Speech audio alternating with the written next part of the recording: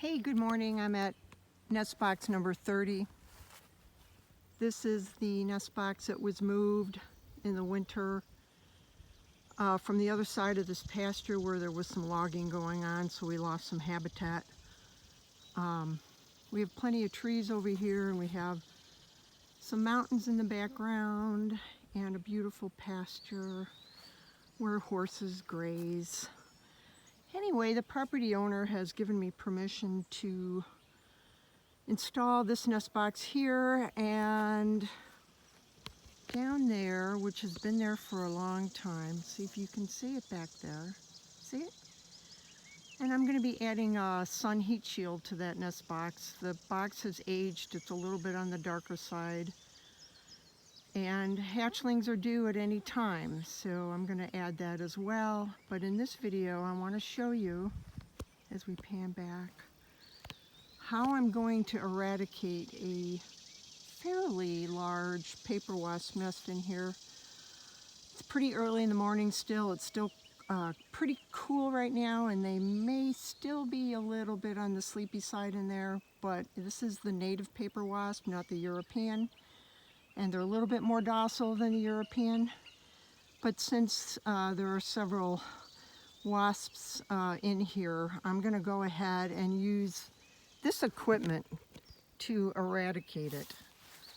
And though the native paper wasp is a beneficial creature, once you have wasps inside a nest box like that, the birds aren't going to use it. So I'm not allowing insects to nest inside my bluebird nest boxes. So what I have here is, I crossed off Nature's Miracle, and I'm using this spray bottle for Dawn and water solution. And the plan is to spray the nest and disable the wasp enough to scrape it out. There's my paint scraper.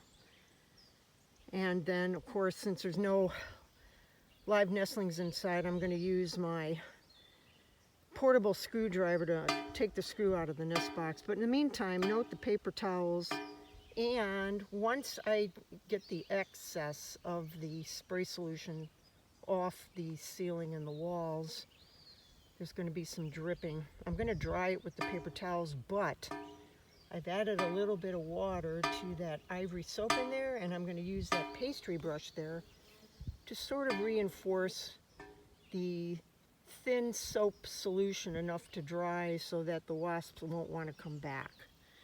So I've got the water in here, and it's ready to go to paint the soap solution on the ceiling.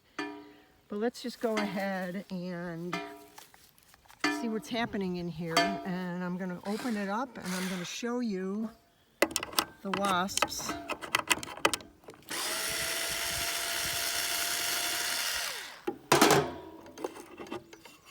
There they are. Again, this is the native wasp. They're pretty docile in general. But I'm going to use the soap, and I'm using Dawn. Soap solution with the water mix. And thanks to Ron Kingston for this tip, which he told me about last November up in Fredericksburg, Virginia at the Virginia Bluebird Society State Conference. So let's go ahead and take those out. And there's my solution, and here we go. Would help if I opened up the top so I can get the solution to spray, okay?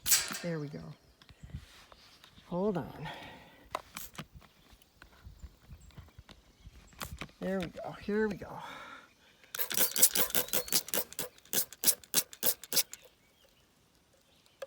Okay. Now I'm going to scrape them out. They're not happy. They are not happy. Out. Okay. They're gone. Now I'm going to take the paper towels. Hang on with me. I'm sorry about this video. It's kind of jumpy. I'm going to just dry the excess out. Hold on just a second. Let me pan out. Okay.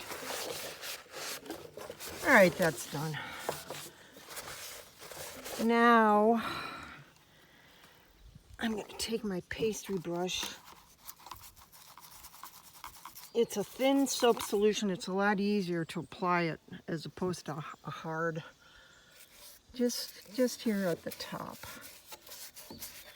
where the wasp came. So they must have found an empty spot. I have soaped this box several times in the past, and the soap will last for a little while. I just go down a little bit on the sides here and a little bit here. I need some more. Here we go. And we're done. Now, I'm hoping that the bluebirds will come back and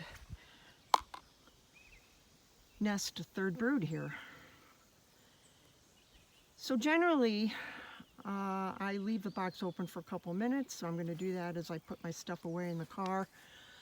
But we have now eradicated a fairly large paper wasp nest in Nestbox 30.